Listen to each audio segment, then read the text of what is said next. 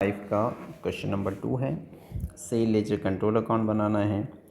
Cell ledger control account means total trade receivable accounts.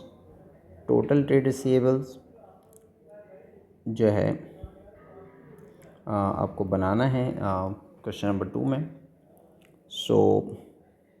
पहले एक बात समझ लेते हैं, जब भी ट्रेड रिसीवेबल इंक्रीज़ होता है तो डेबिट होता है क्योंकि ये एसेट अकाउंट है, और जब डिक्रीज़ होगा तो क्रेडिट साइड पे रिकॉर्ड किया जाएगा।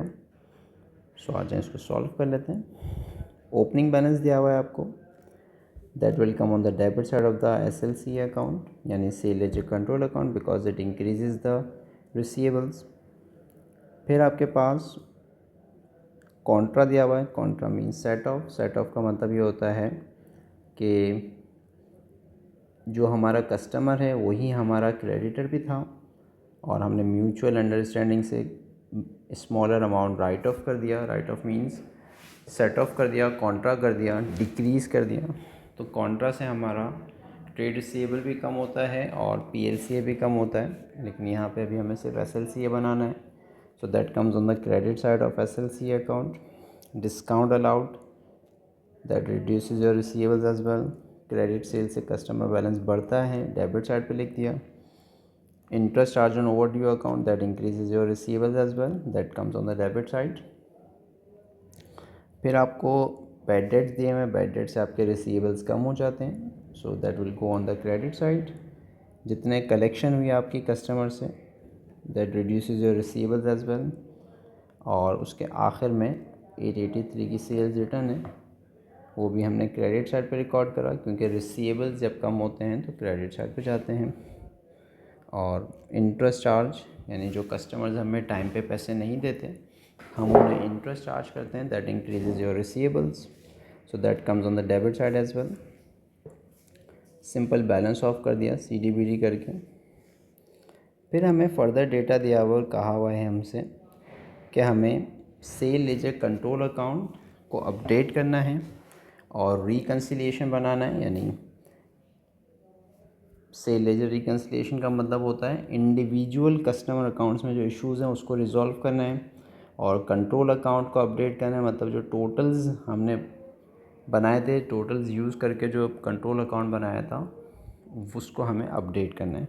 अब यहाँ पे उन्होंने हमें T अकाउंट्स फॉर्म में प्रेजेंटेशन नहीं मांगी, स्टेटमेंट फॉर्म में मांगी। तो ये बात आपको पता होनी चाहिए कि SLCA की पॉजिटिव साइड डेबिट साइड होती है और क्रेडिट साइड नेगेटिव साइड होती है। हर वो ट्रांजैक्शन या हर वो एंट्री जो रिसीवेबल्स को इंक्रीज़ करेगी यहाँ पे ऐड की जाएगी, और जो चीज़ रिड्यूस करेगी सब्ट्रैक्ट किया जाएगा। दोनों के बैलेंसेस दिए हुए आपको, सेल लेजर कंट्रोल अकाउंट के भी और इंडिविजुअल के भी। इंडिविजुअल्स 22,350 दिया हुआ था, क्वेश्चन में वैसे मेंशन है, एज इट इज़ कॉपी कर देंगे। पहली ट्रांजैक्शन कह रहे हैं the balance of the credit customers ledger account had been overstated. एक सिंगल अकाउंट का मसला है, एक कस्टमर का मसला है, ये आपकी रिकन्सिलिएशन को अफेक्ट करेगा। और since it is over stated, तो ओवर स्टेटेड है तो हमें माइनस करना है, so that will be deducted from the reconciliation.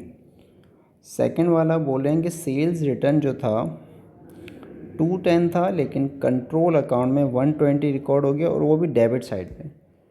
तो आपको मालूम है sales return comes on the credit side of control account, लेकिन ये डेबिट हो गया और वो भी रॉन्ग अमाउंट हो गया। तो दोनों अमाउंट को प्लस करेंगे और माइनस कर देंगे कंट्रोल अकाउंट के बैलेंस से 330। फिर डिस्काउंट्स के कॉलम्स दिए हुए कैश बुक में। Debit represents the discount allowed amount, और क्रेडिट वाला डिस्काउंट रिसीव्ड को रिप्रेजेंट करता है।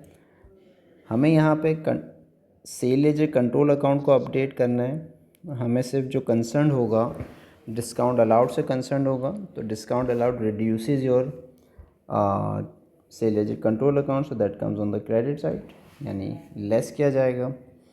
फिर आपको कह रहे हैं कि डिसऑनर चेक की कोई एंट्री नहीं बनाई, चेक बाउंस हो गया, रिवर्स हो गया, so that increases your receivables, यहाँ पे भी प्लस करेंगे। और कंट्रोल अकाउंट में भी प्लस करेंगे। नो एंट्रीज़ का मतलब कहीं पे भी रिकॉर्ड नहीं हुआ, तो दोनों को अफेक्ट करेगा, यानी इंडिविजुअल कस्टमर बैलेंसेस को भी और कंट्रोल अकाउंट्स को भी।